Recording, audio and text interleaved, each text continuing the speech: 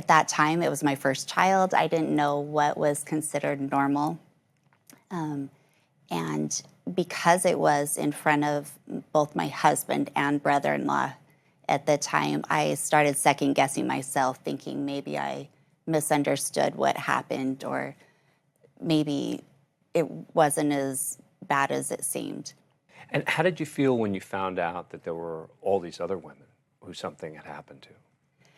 I was blown away, but it also validated that I wasn't wrong, that it wasn't something that I made bigger in my head.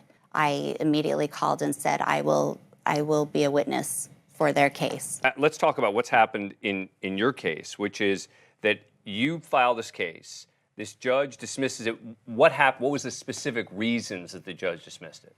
Well, so the case was never filed as a medical malpractice case, right? As we all know, sexual abuse is not a form of medical care.